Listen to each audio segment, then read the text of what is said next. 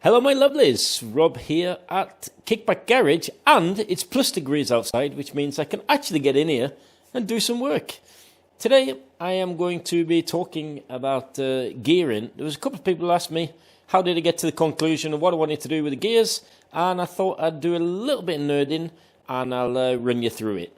So if that's something of interest, then grab yourself a cup of coffee. I have actually got Solbær toddy. You see that? It's like red. I have no idea what that is in English. But anyway, I'll see you after the intro.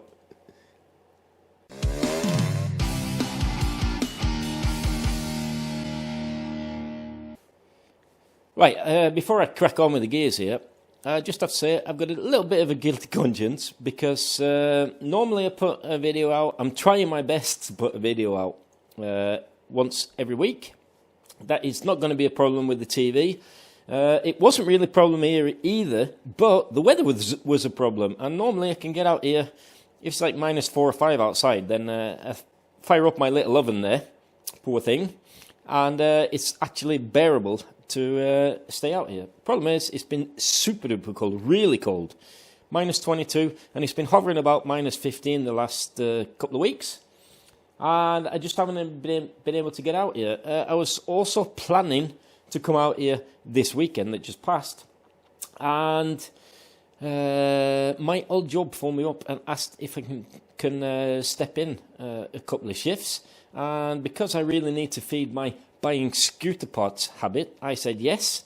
And that's quite a tough job because I started straight after work, my normal work, on Friday, and I'm finished at 12 o'clock on Monday. Continuous shift, which is really tiring. So yeah, anyway, so that's my explanation done. Let's have a look at this gearing. So if you was slightly awake during my last video, where I had to cut it off really short at the end because I was absolutely freezing my tits off, then you'll know that I'm messing around with the gearing on this scooter. And what I did when I bought a new 82 link Irish chain here from LTH, I also picked up a spare clutch sprocket. So what that means is that I got... Oh, I'm sorry, I'm burping. My goodness. That's what you get for running up the steps just after you've had your dinner. Anyway, we'll carry on. I digress. So what I did, I got hold of a 47 sprocket, clutch sprocket, and I already have 46. And I got the 82 link chain, and what that means is because I have a full array of front sprockets here, from I think it's something like 15 to 20 altogether. So hopefully I have an 18 in there because I think that's what I'm going to have to use. This means that I can, if I want to, I can change the gearing so that I have the final ratio from 4.6 all the way up to 5.1. And I've had a lot of time on my hands this weekend while I was at work because we have a couple of hours free during the shifts. We're not allowed to leave the area where I am. It's sort of a prison type of thing. So I sit in my room and I have been nerding about gears. And I've chosen the gearing very unconventionally. Okay, let's have a look at my list. So this is the list that I made while I've been trying to decide what gearing I really want to go for. Now I'm going to be very unconventional with my gear choice. What I did when I re-geared my KTM 690 SMCR is I changed the sprockets so that I got shorter gearing. And what that did to the motorcycle is make it rev through the gears a little bit harder, a little bit faster, making it a little bit more fun. Because this 6th gear on that thing is can manage about 210 kilometers an hour. No idea what that is. Is it 160 miles an hour or something like that? And here in Norway, and here lies my dilemma. Here in Norway, if I do the fast motorways, the national speed limit on the motorways is max, if you're really lucky, on some small stretches, it's 110 kilometers an hour. Now, what I found when I geared the TS1, I geared it to 4.97 with the 4-speed from Casa Lambretta, and what that meant was that in 4th gear on that scooter, I can sit around 4,000-5,000 revs, and that's just when the pipe is taking off. So that means I could cruise around at 5,000-6,000 revs with another 2,000-3,000 revs to go if I need to overtake. Oh, it's not that one in the garage that I'm not sneezing and burping. Right, yeah, so I found that really pleasant. So it zips through the gears quite nicely. Because it's a 4-speed box, then it does mean that the gears feel a little bit longer in between when you change gears. But the whole point of this exercise here is that I really want to be able to use 5th gear actively. Are you with me? If you're not with me, rewind and listen to my burbly again, and you'll sort of get my gist. So what I've been looking at here is 2 options. I've been thinking 1847 with the 83 pull down, 83 chain and the pull down chain tensioner. If I look on where I am in the rev range and how fast that actually translates to be, then it makes a little bit more sense. Now, the thing is, with 4.8 gearing, which is normally what would be recommended, 4.8, 4.9, maybe somewhere around there, or if you've got like a tuned monster like mine, maybe even 4.7, which I did have earlier, and that proved to be a bit of a pain because I couldn't really use my 5th gear, and my thinking is I could probably have just stuck a 4-speed gearbox in there. Yeah, so I don't really take advantage of the pipe or the gearing. So if I go for 4.8 at 5,000 revs, that will give me 84 kilometers an hour, and I've even worked out what that is in mile an hour. So I'll tell you what it is: 5,000 revs, which is right at the start of the power. It starts really about 4.5, but once you're comfortably in the revs, then you get a really nice response from that. So around about 5,000, then you can actually pull the throttle and overtake. On the B roads that I ride on, the ones that are on most of my films with the on the coast and stuff like that, the speed limit there is 80 kilometers an hour, which is around 50 mile an hour. And I know that sounds very slow, but you have seen the roads, they're quite twisty.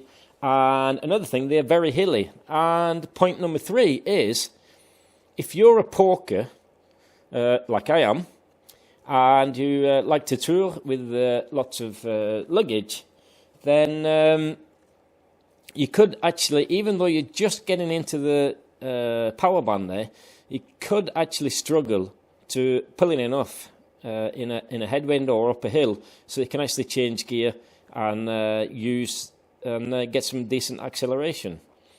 So yeah, and we'll go a bit further, 6,000 RPM, then you're at 101 kilometers an hour, which is 63 miles an hour, and then I'm breaking the speed limit on the rear roads in 5th gear. It will be able to run fine on that, I think. And because this is got short shifts, what I mean by that, try and explain that properly. There's not such a big jump between the gears, so you can actually get away with running slightly taller gears. Now, this is sort of the thing that most lads in the UK, or probably the continent as well, if they're going to rallies, a lot of them, you're all running on motorways and revving the tits out of your scooter, but I don't do that.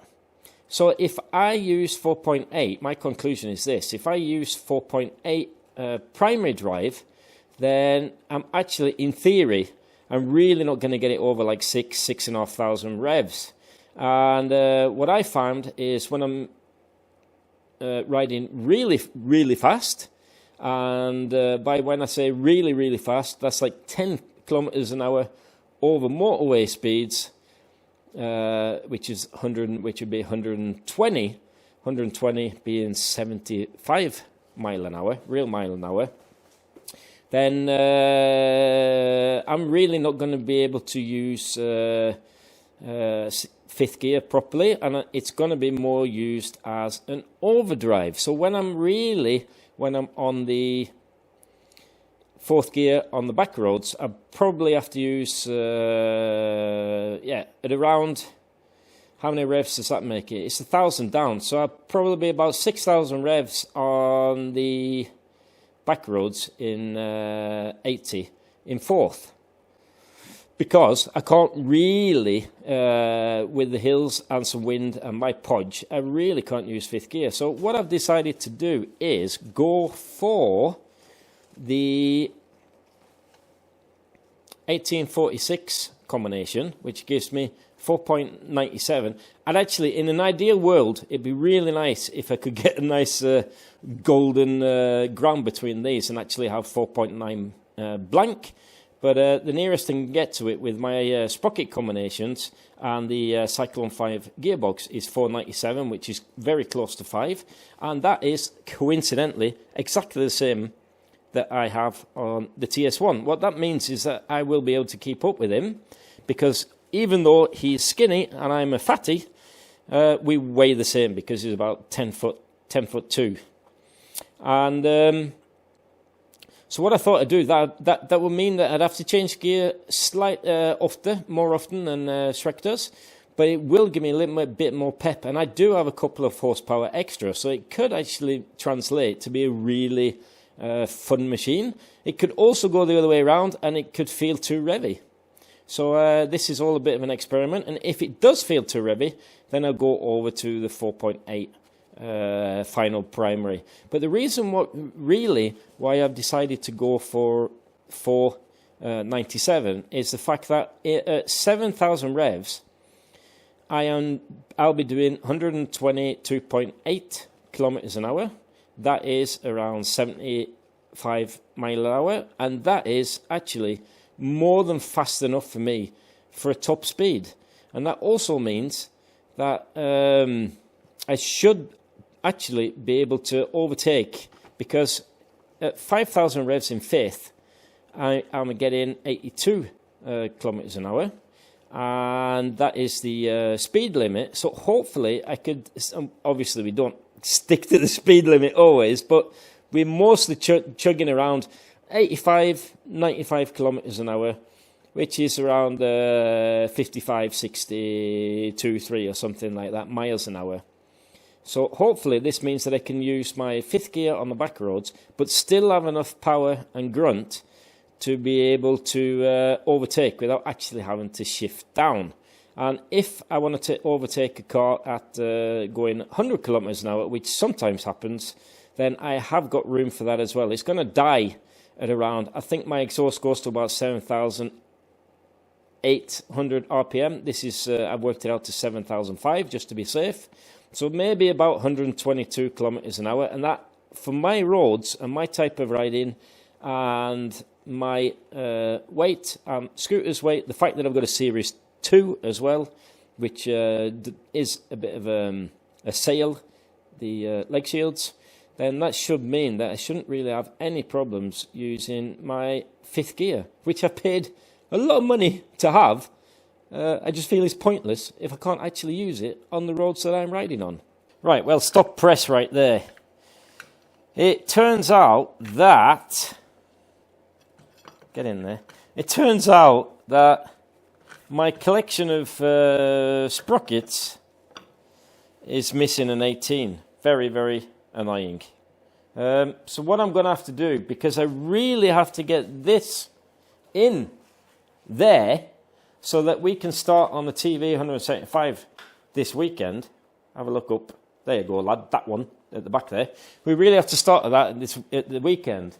I haven't got a dolly, which would be really nice. I know JB Fabrication makes a nice one, and so does BGM, where you can stick a strut on there, basically, with some wheels on, and then I could wheel my scooter around, I could order my 18 and fix that later. But because I haven't got that, I really need to get that off the bench, and I can't get it off the bench without the sprocket. What I've decided to do is go... Let's get my cheat sheet.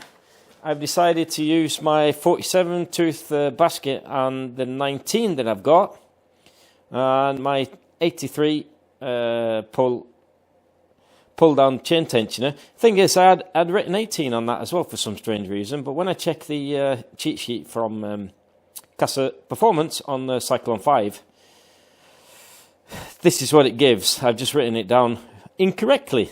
So that means, because what I was thinking was maybe I had to get one of the shops to take that down to the Scooterist Meltdown, which I'm going to in a couple of weeks. I'm going to do that anyway, but I need to get this scooter together. I'm going to give, after all that banging about, that I really fancy trying 497, I'm actually going to stick in 48, which is still...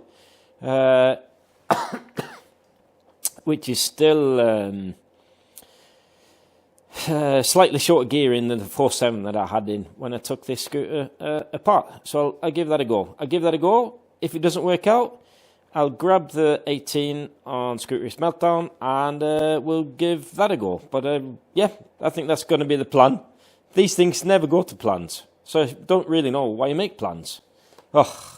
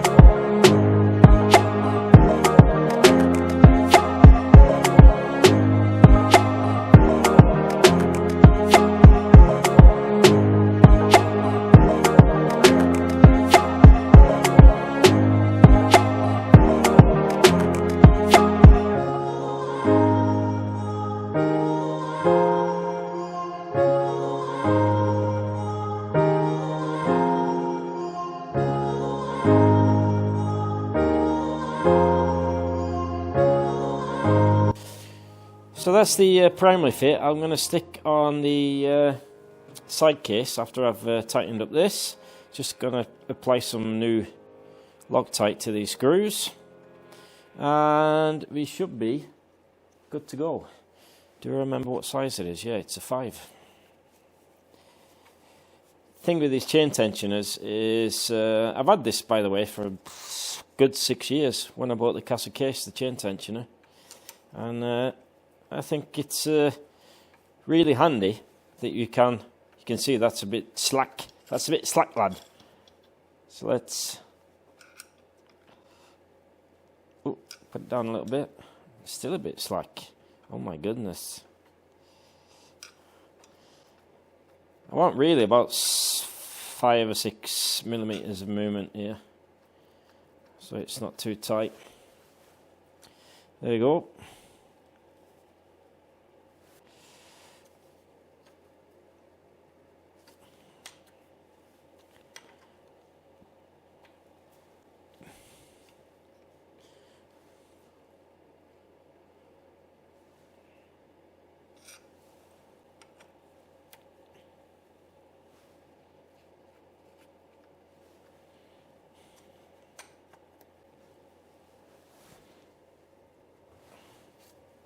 Right, so that's all that bolted down.